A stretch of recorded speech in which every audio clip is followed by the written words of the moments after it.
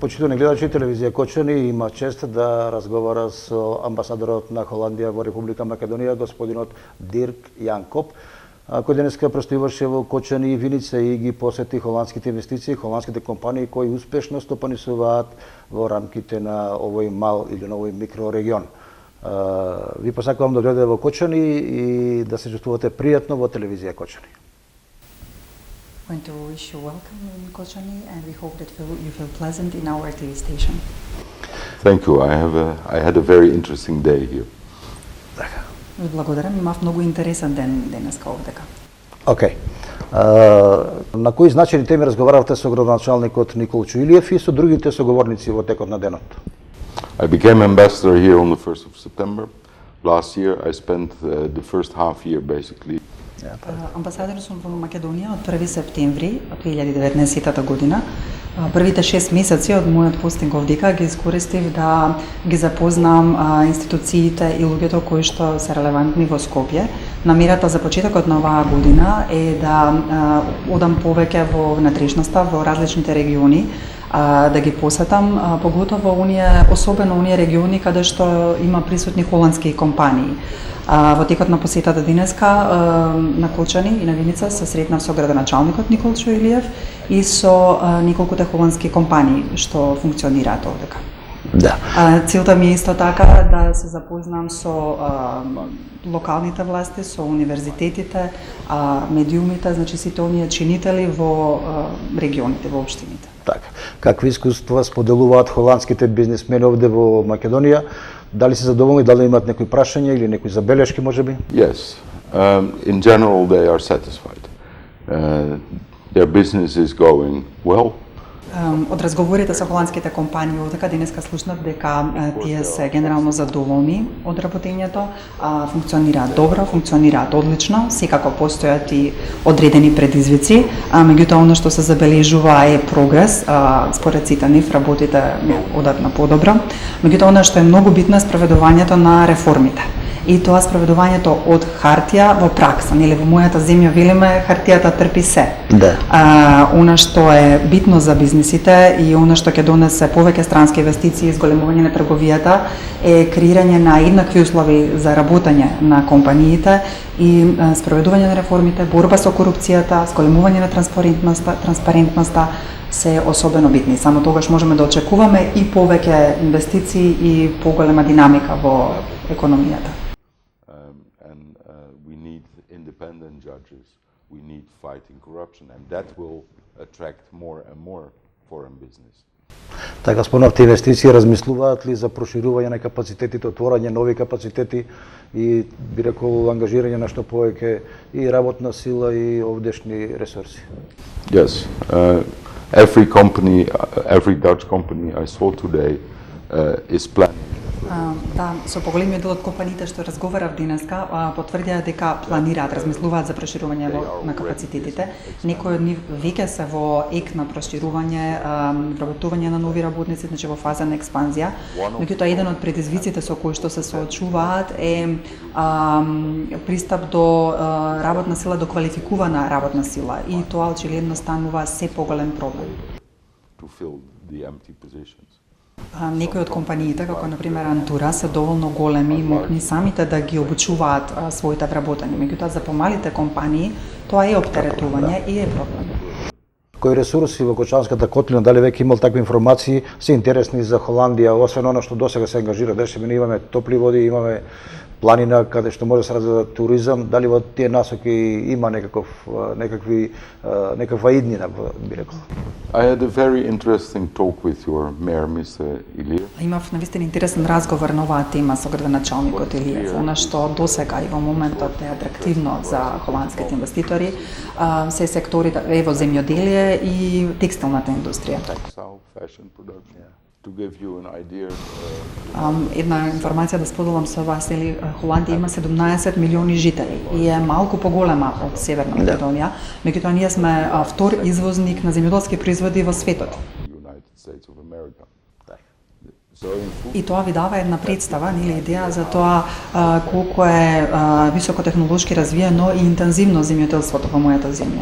In this country that has А овдека со природните услови, нели како што е одлична клима, добра почва, изобилствена вода, многу повеќе земјоделски активности би можеле да се спроведат со соодветна експертиза од мојата земја. Така да тоа го гледам како една од областите во која што би можеле да интензивираме соработката. then you say tourism, yes. There are beautiful places in it. Кога зборуваме за туризмот, во оваа земја има навистина прекрасни и преубави места, ги спомнавте и самиот изворите на топла вода или планини на кои што има можности за скијање, за планинарење.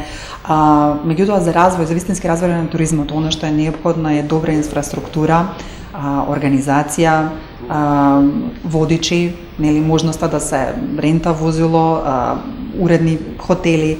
Значи, за да се развива туризмот, потребно е повеќе да се направи на поле на организација и инфраструктура. Нели луѓето кога одат на одмор, не сакаат да размислуваат, да планираат, сакаат едноставно да се одморат. Holiday don't want to think, they want to relax. Is this possible? Yes. Дали е возможно тоа да се направи? Секако. Можеме да го земеме за пример Охрид, каде што се активни два туроператори од мојата земја. Околу 35.000 туристи од Холандија секоја година го посетуваат Охрид, функционираат 2 лета неделно. Секако тоа има поврзаност со познатиот холандски писател Дан Долард од мојата земја, меѓутоа ако ме прашувате дали и овој регион го има тој потенцијал, да, секако. Да. Potentially it's beautiful. Благодарам. Ние сме мал медиум и ќе не интересира, а имаме соодветни и проблеми и различни перспективи, ќе не интересира како функционираат локалните медиуми во Холандија. Имаме информација од некои експерти европски дека во Холандија се побитни локалните и регионалните медиуми имаат предност пред националните. Дали тоа е така и ако може така како функционираат новидување на господинот амбасадор? I don't think Не би рекол дека тоа е точно, дека регионалните медиуми и локалните се нели побитни од националните. Имаме два вида на медиуми или два система, јавни и приватни медиуми. for both И за двата типа на медиуми главен извор на приходи е рекламирањето. TV advertisement. But Но јавните медиуми добиваат и финансии од државата, тие се поддржани од the state. Значи, постои националниот медиумски сервис, кој што би можеле да го споредиме со BBC во Велика Британија. Локалните медиуми, на телевизиски станици, исто така се поддржани, затоа што веројатно доколку би екзистирале самостално не би можеле да опстанат. Значи, сепак постои поддршка и за локалните станици.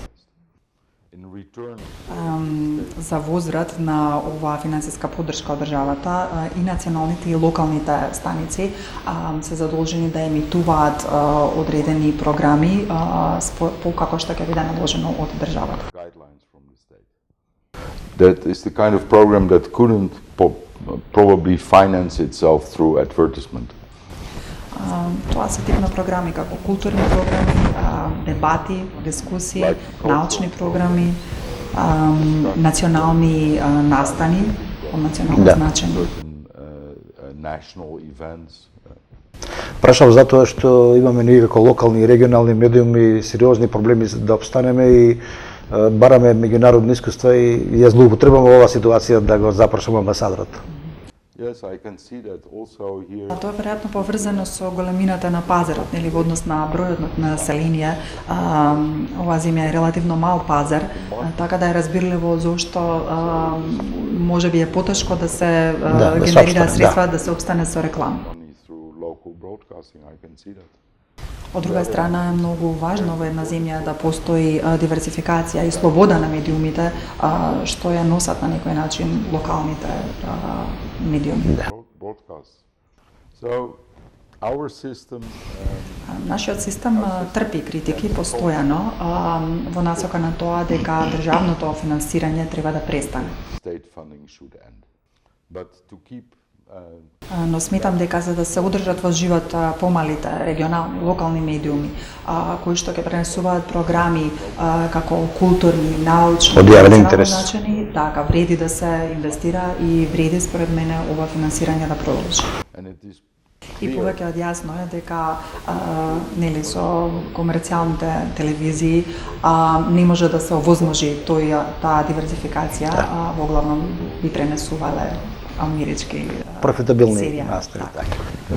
И секако оно што е постојана дилема е дали да се остават луѓето самите да одлучат за што ќе платат и каква програма ќе следат, или имате од друга страна влада која што знае што е добро за вас и тоа е постојано. I can only say that yes, Така да ќе потврдам уште еднаш да имаме финансирање од страна на државата, меѓутоа немаме политичко финансирање. И колку може да е лошо да ги терате луѓето да слушаат Бах или Бетовен. Саде ви благодарам многу за учество во емисијата и поканувам во било која прилика друг пат да не дојдете да поразговараме за некои теми кои се интересни за гледачите и за се разбира од интерес за Кочани, за Македонија, Северна Македонија и за Холандија. thank you, Mr. Dimitrov. Почитани гледачи, ви благодарам за вниманието со кое не следевте, пријатно и довидување.